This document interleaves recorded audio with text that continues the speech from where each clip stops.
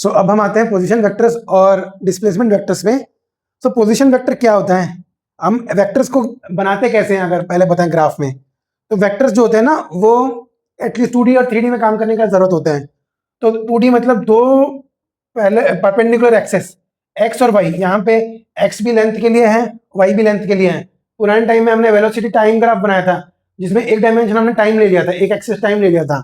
इसमें दोनों इस वाले पोजीशन को दिखाने के लिए तो दोनों के दोनों मोशन इन अ प्लेन के लिए दोनों के दोनों क्या कहते हैं लेंथ के डायमेंशन में है, एक्स भी लेंथ है वाई भी लेंथ के लिए है। तो ऐसे पोजीशन कैसे दिखाते हैं, पोजीशन वेक्टर होता है ओरिजिन, मतलब कोई भी एक ओरिजिन पॉइंट लेते हैं जिसका वैल्यू 0,0 है। तो P1 P2 जो होता है, अगर सपोज वो एक टाइम पे T time equal to T1, अब T1 हमने इसको बनाया नहीं है, मतलब एक थर्ड डायमेंशन हमें फिर बनाना पड़ेगा, लेकिन समझ लो T1 पे वो P1 पे था और T2 पे P2 पे था, ठीक है। तो इसका मतलब वो एक्स एक्सिस में यहाँ पे x1 पे था, वाई एक्सिस पे y1 पे था।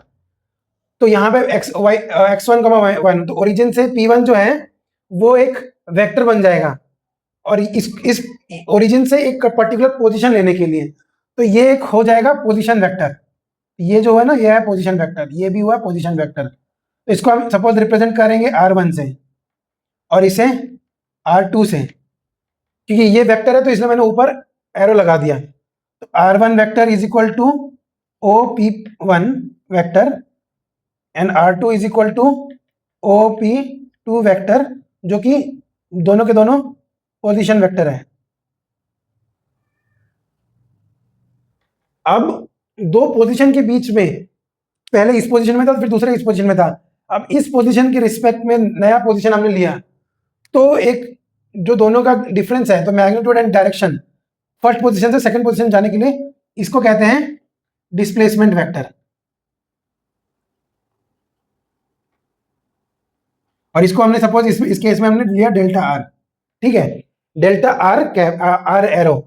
तो अब R1 से हमें R2 जाने के लिए पहले आर मतलब ये डेल्टा आर लगा, तो दोनों के पोजीशन के बीच में तो डिस्प्लेसमेंट वेक्टर क्या है, क्या कहते हैं, डेल्टा बोलो या फिर डिस्प्लेसमेंट के लिए एक और पैरेलल वर्ड मैं बता ढूंढने की कोशिश कर रहा हूं, वरना डिस्प्लेसमेंट को डिफरेंस बोल दो, वरना difference between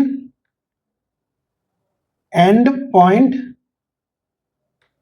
with respect to WRT यहां डालता हूं, स्टार्टिंग पॉइंट, ठीक है। स्टार्टिंग पॉइंट को क्या कहते हैं, उसको कंसर्न रखते हुए एंड पॉइंट जहां पे है उस पॉइंट का डिफरेंस विथ डायरेक्शन लिख दो, विथ डायरेक्शन। तो विथ डायरेक्शन इज डिस्प्लेसमेंट। तो ये हमारा, तो ये दोनों हमारे पोजीशन वेक्टर हुए, दो पोजीशन के बीच में जो गैप है वो डेल्टा आर हुआ, उसको हम कहते हैं डिस्प्लेसमेंट वेक्टर। सिमिलरली मैंने इधर दिखाया है, अगर हमने ये डायरेक्ट पाथ ज्वाइन किया है, ठीक है, तो ये हमारा डिस्प्लेसमेंट हुआ P1 टू P2। लेकिन अगर हमने पाथ ट्रेवल किया होता, कुछ ऊपर से टॉप व्यू में देखेंगे तो हम इस पॉइंट से ऐसे चल चल के गए, ऐसे करके गए वापस से P2 तक पहुंचे, या फिर हम ऐसे चल चल के गए, ऐसे चल चल के गए और यहाँ P2 तक पहुंचे, या फिर यहाँ से P1 से चल चल के गए ऊपर नीचे दाएं बाएं सब मिला के लास्ट में P2 तक पहुंचे। तो ये सब क्या है, पाथ ट्रेवल्ड है। कोई भी पाथ ले तो डिस्प्लेसमेंट वेक्टर क्या है, उस पॉइंट से एंड पॉइंट जो पहुंचे उसके बीच में डायरेक्ट स्ट्रेट लाइन जो बनेगा वो होगा हमारा डिस्प्लेसमेंट वेक्टर। तो ये हमारा पाथ ट्रेवल्ड हुआ, ठीक है। तो ये हुआ, ये हुआ, तो ये याद रखो, path travelled always greater than equal to displacement, ठीक है। तो अगर ये पॉइंट, तो ये पॉइंट P1 को डिनोट करने के लिए हम क्या कहते हैं पोजीशन वेक्टर्स भी बना सकते हैं, ठीक है। तो इस पोजीशन का भी एक कुछ ओरिजिन से विथ रेस्पेक्ट टू ओरिजिन, तो position vector is nothing but some displacement vector from origin, जैसा अगर समझ सके, मतलब इस पॉइंट से जो भी डिस्प्लेसमेंट हो रहा है वो हमारा पोजीशन वेक्टर है, ये भी कह सकते हो, मानने के लिए है, लेकिन उसके लिए पर्टिकुलर नाम दिया गया है position vector.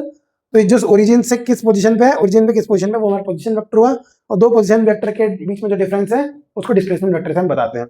So that's all for position vectors and displacement vector, and we'll jump on to the next topic. Thank you.